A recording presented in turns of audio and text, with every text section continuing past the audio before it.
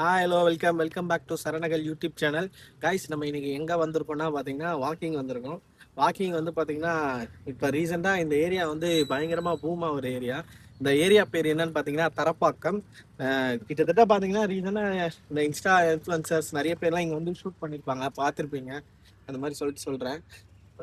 ஒரு காய் சார் என்ன பார்த்துட்டு போறாரு. வெக்க வருது எனக்கு வேற. தம்பி கோத்திக்காதப்பா, அதனால பேசிட்டு இருக்கேன்.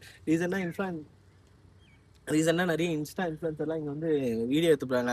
வேணா நம்ம நம்மளோட இவர் ஒருத்தர் இருக்காரு, அவர் பேர் அது மணின்னு, அவங்களாம் இங்கே தான் வந்து ஷூட்டிங் எடுத்துருந்தாங்க.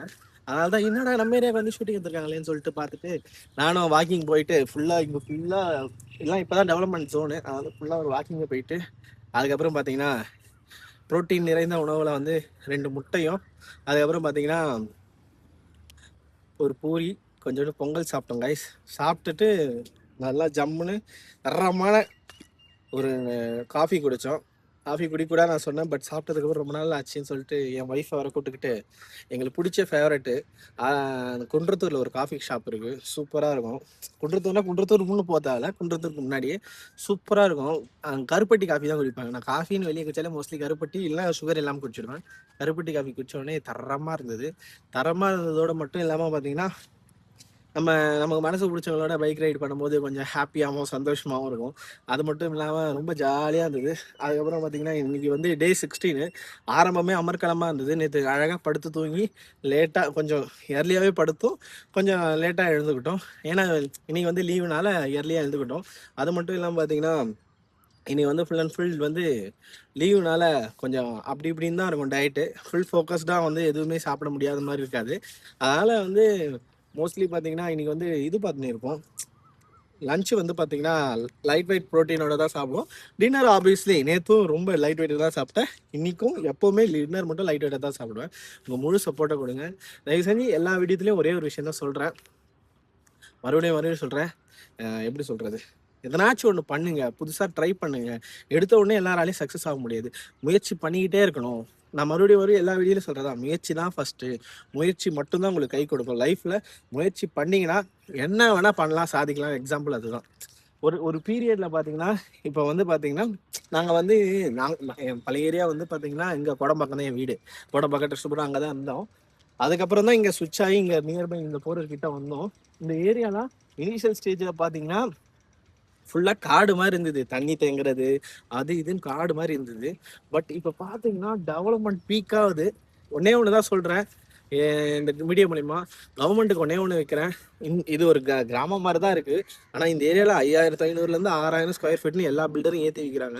தயவு செஞ்சு மறுபடியும் இந்த வீடியோ மூலிமா சொல்ல வரேன், எல்லா பில்டருக்கும் நீங்கள் வந்து ஏதாச்சும் ரூல்ஸ் அண்ட் ரெகுலேஷன் போடுங்க. ஸ்கொயர் ஃபீட் வந்து கைட்லைன் வேல்யூ பொறுத்து இவ்வளோ தான் ரைஸ் பண்ணணும், அதுக்கு மேலே ரைஸ் பண்ணக்கூடாது. ரூல்ஸ் அண்ட் ரெகுலேஷன் போட்டிங்கன்னா நாளைக்கு கஷ்டப்பட்டு வரவன் ஒரு சமுதாயத்தில் கஷ்டப்பட்டு ஏழ்மை ஃபேமிலியிலேருந்து என்ன மாதிரி நாளைக்கு கஷ்டப்பட்டு வரவன் ஒரு லேண்ட் வாங்கணும்னு ஆசைப்பட்டா கூட அது வாங்க முடியாத நிலைமையில இருக்கும்.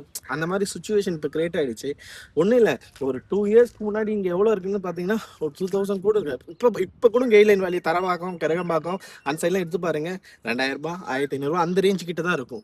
ஆனால் இவங்க விற்கிறது வந்து கிரகம்பாக்கம் பார்த்தீங்கன்னா 7000 விற்கிறாங்க, இங்கே பார்த்தீங்கன்னா 6000. என்னடா நார்மலாக இப்போ எனக்கு ஒன்றுமே புரியலை. இங்கே வந்து ஒரு பெரிய பில்டருக்கு வந்து மொத்தத்தையும் போட்டுட்டு போயிட்டான். ஆனால் பிஎல்சி சார்ஜஸ்னு ஒன்று போடுறாங்க. விசாரிக்கும் போதே டென்ஷன் ஆகுது.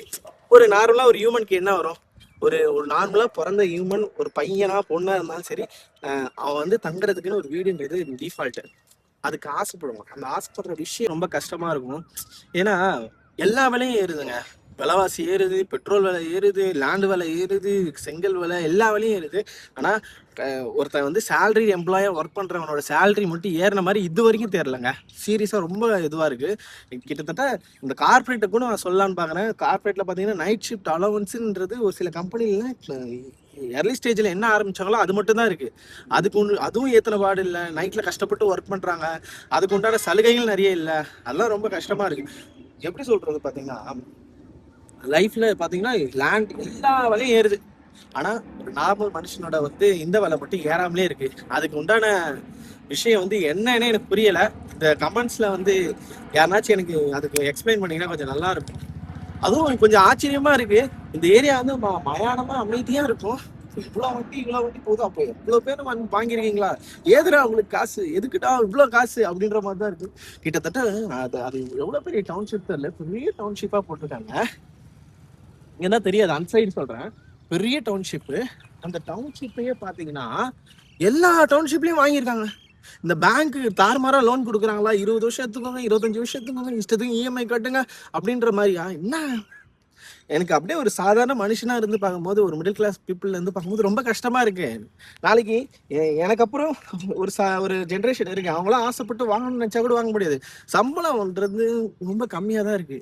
அதை ஏத்துன ஒரு இதுவாவே இல்லை. எப்படி சொல்றது, அப்படி பாத்தீங்கன்னா அப்ப பிசினஸ் தான் பண்ணும் போல. பிசினஸ் பண்றவன் மட்டும் தான் வாழ்க்கையில உயர்ந்து நிற்பான், மிச்சம் யாருமே உயர முடியாது அப்படின்ற நிலைமை ஆகுது. ஒரு சேலரி எம்ப்ளாயா இருந்து சில விஷயங்கள் பண்ணணும்னா ரொம்ப கஷ்டமா இருக்கு. இதை யாராச்சும் பார்த்தீங்கன்னா இந்த வீடியோவில் சொல்லுங்க, உங்களுக்கும் இந்த மாதிரி ஃபீல் ஆச்சா, என் லேண்ட் ரேட்ல இவ்வளோ ஹைப் ஆகுது ரீசன்ட் டேஸில் அப்படின்னு சொல்லிட்டு சொல்லுங்க. அதுக்கு இந்த கவர்மெண்ட் ஏதாச்சும் ஒரு நடவடிக்கை எடுத்தாதான் நாளைக்கு கஷ்டப்பட்டு வரவன் ஏதாச்சும் ஒரு விஷயத்த மூலியமா நல்லா பண்ண முடியும். அதனால உங்களுக்கு மறுபடியும் சொல்கிறேன் கைஸ். அது மட்டும் இல்லாமல் லாஸ்ட் ஒன்று தான், இந்த வீடியோ உங்களுக்கு பிடிச்சிருந்துச்சுன்னா லைக் பண்ணுங்கள், ஷேர் பண்ணுங்கள், மறக்காமல் சப்ஸ்கிரைப் பண்ணுங்கள், அப்புறம் பெல் ஐக்கனை ப்ரெஸ் பண்ணிக்கோங்க. லாஸ்ட் பட் நாட் லீஸ்ட், நல்லதே நினைக்க நல்லதே நடக்கும், நல்லது மட்டும் தான் நடக்கும், நல்ல தவிர்த்து எதுவும் நடக்காது. பாய்.